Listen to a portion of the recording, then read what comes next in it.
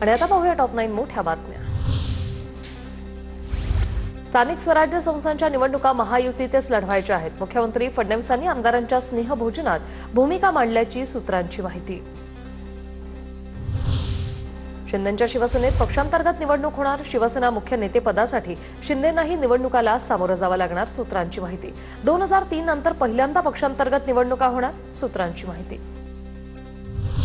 रजा अकादमी विरोधात मोर्चा काढणारा मनसे हा एकमेव पक्ष होता, तेव्हा भाजपवाले कुठे शेपट्या घालून होते? नितेश राणेंच्या टीकेला संदीप देशपांडेंचं उत्तर। दिशाहीन जुहूचा निब्बर, ठाकरेंच्या शिवसेनेच्या अखिल चित्रेंचं ट्विट। नाव न घेता अखिल चित्रेंची नितेश राणेंवर टीका। मुंबईतील गिरणी कामगार राज ठाकरे यांच्या भेटीला दाखल। 9 जुलैला गिरणी कामगारांचा मोर्चा। राज ठाकरेंना मोर्चात सहभागी होण्याची विनंती करणार।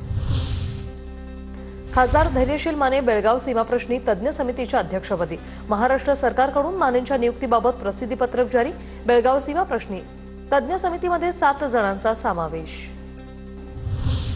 व्यापारी आहात, व्यापार करा, आमचे बाप बनवण्याचा प्रयत्न करू नका। महाराष्ट्रात मराठीचा अपमान कराल तर कानाखालीच बसेल।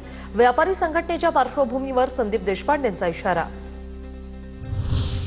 मीरा भाईंदरमधील व्यापाऱ्याला मारहाण प्रकरण अत्यंत घृणास्पद आहे। काही राक्षस राजकीय फायदा आणि लक्ष वेधण्यासाठी मोकाट फिरतात। कायदा सुव्यवस्था आहे कुठे? अभिनेता रणवीर शौरीचा ट्विट करत सवाल। मराठी महाराष्ट्राच्या विरोधात बोलणारा महाराष्ट्रद्रोही, देशद्रोही आणि महाराष्ट्रद्रोह्यांना हकला। मीरा भाईंदरमधील घटनेवरून मनसेच्या गजानन काळेंची ट्विट करत मागणी।